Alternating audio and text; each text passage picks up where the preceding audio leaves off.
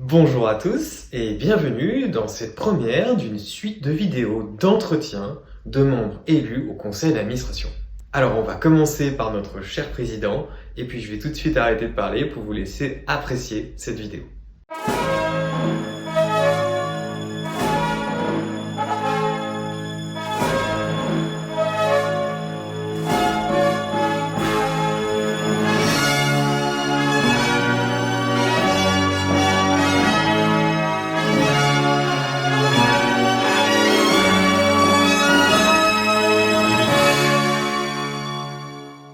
Bonjour Benoît. Bonjour. Comment ça va? Ça va très très bien. Bienvenue sur la chaîne de l'AETERA. Oui. Tu es le président de l'association des anciens élèves techniciens de l'air. Mais avant de parler un petit peu de ton poste, est-ce que tu peux un peu te présenter? Alors très rapidement, je suis donc Benoît Garcia. Je suis rentré dans l'armée de l'air à Saintes en 1977. J'ai fait un cursus particulier qui était la CIP à l'époque, donc j'ai intégré avec la P85 et puis j'ai basculé en septembre, intégré au mois d'avril et j'ai basculé en septembre à ce qu'on appelait à l'époque la CIP, puisqu'à l'époque les ARPET ne passaient pas le bac, mais les meilleurs d'entre eux étaient sélectionnés pour faire le cursus section d'instruction promotionnelle, passer le bac. On continuait à faire maths sup, maths spé et puis intégrer l'école de l'air. Je n'ai pas intégré l'école de l'air, donc je suis parti dans le contrôle aérien et 2 ans après, j'ai passé le concours de l'école militaire de l'air. Donc je suis rentré à Salon en 1986 et j'ai fait toute une carrière d'officier contrôleur.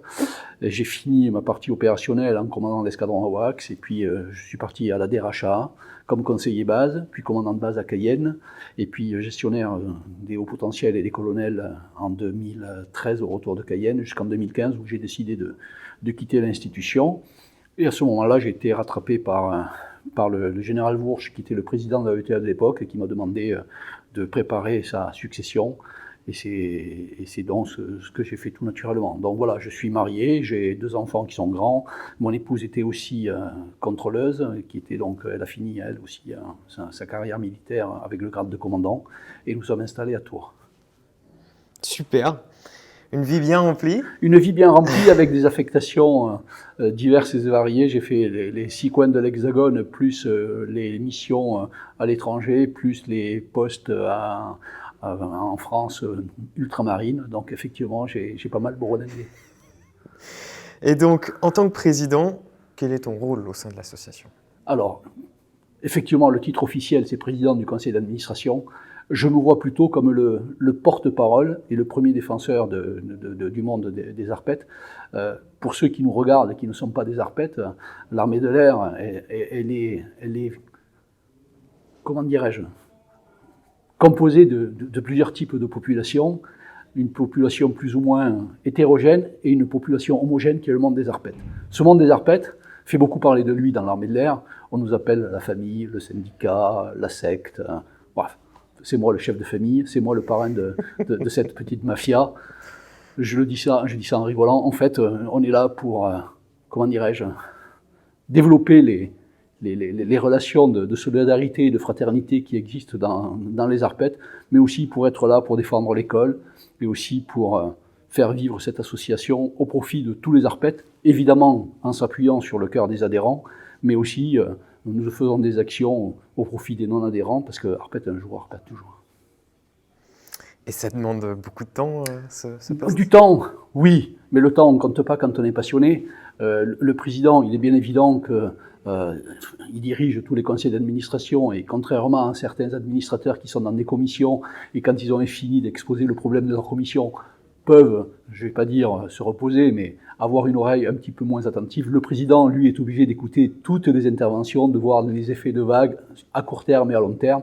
Donc effectivement, ça demande une oreille plus attentive dans ces conseils d'administration, mais aussi tout au long de l'année pour participer aux différentes cérémonies qui rythment l'école, c'est-à-dire le baptême de promotion qui a lieu en décembre, la présentation au drapeau qui a lieu en octobre, le ravivage de la flamme qui a lieu en octobre, et puis nous avons les assemblées générales Le Covid ne nous a pas aidés pour les assemblées générales régionales, puisque depuis 2 ans, nous n'avons pas pu en faire.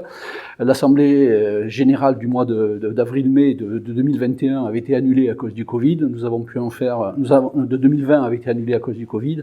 Nous avons pu faire une assemblée générale en 2021 et nous espérons en refaire une en 2022. Donc voilà les grands échéances qui rythment la vie de l'association, mais le président, lui, est à l'écoute des adhérents 24 heures sur 24 grâce à l'Internet, ce qui fait que même quand je fais des missions professionnelles, puisque de temps en temps je fais des missions de formation à l'étranger pour d'autres contrôleurs d'armée de l'air amis, eh bien, grâce à Internet, 24 heures sur 24, le président est à l'écoute des problèmes et gère les problèmes.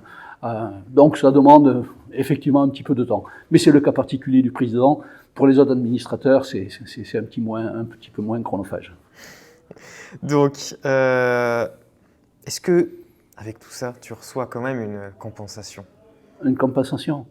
Alors, je ne vois pas de quelle compensation tu peux parler. Si c'est financier, il n'y en a pas, effectivement. C'est du bénévolat. Il n'y a pas de compensation financière. La seule compensation financière qu'il peut y avoir, c'est le défraiement sur certaines missions particulières. Quand je suis invité à participer à une réunion à Paris, où effectivement l'association prend en charge mes frais de mission, mais ça ne va pas plus au-delà. En revanche, la première des compensations, c'est la gratification de toute l'action sociale que nous faisons, le remerciement de nos adhérents, pouvoir être à l'écoute et au service de nos adhérents. Eh bien, pour moi, c'est la première des compensations. Il n'y a pas d'autre compensation que celle-là. C'était pas une question piège. Non, mais on n'est pas payé pour être administrateur. Je n'ai pas des jetons de présence c'est clair. Voilà. Qu'est-ce que tu donnerais du coup comme conseil à quelqu'un qui souhaiterait candidater au conseil d'administration? Comme conseil, alors si vous hésitez, n'hésitez pas. C'est passionnant. Moi, l'armée de l'air, je suis rentré comme arpète à 16 ans.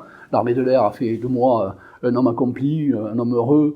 C'est l'armée de l'air et les arpètes qui ont façonné ma vie. Et j'ai le sentiment de rembourser un petit peu cette dette que j'ai contractée avec l'État, avec la République, en étant au service des arpètes. Donc personnellement, moi j'ai pas hésité. Pour ceux qui hésitent, vous allez découvrir un conseil d'administration passionnant au service des arpètes, avec des missions variées, et vous allez vous éclater. Donc n'hésitez pas. Faites acte de candidature. Si vous êtes élu et que vous voyez que ça ne marche pas, on vous aidera, vous allez voir. Il y a très peu d'administrateurs qui ne font qu'un seul mandat. La preuve, c'est que c'est passionnant. Je pense qu'on en a fini. Merci pour tous ces conseils et ces réponses. Avant de terminer, du coup, quelle serait pour toi ta couleur préférée? Ah, question piège. Ma couleur préférée. Je suis le président des arpètes. Donc moi, en tant que président, toutes les couleurs se valent. Toutes, que ce soit le rouge, que ce soit le bleu, que ce soit le jaune, que ce soit le violet, que ce soit l'orange. Mais je suis badge vert et c'est la couleur de l'espoir. Ma couleur préférée, c'est le vert. Un vert aussi, comme le vice-président. Merci pour tout. Je t'en prie, Anthony. Bonne chance à cette chaîne. Merci. À très bientôt. Au revoir. Et voilà, cette vidéo est terminée. J'espère que vous l'avez appréciée. Et puis, j'ai plus qu'à vous dire à la prochaine. Et n'oubliez pas, arpète un jour, arpète toujours.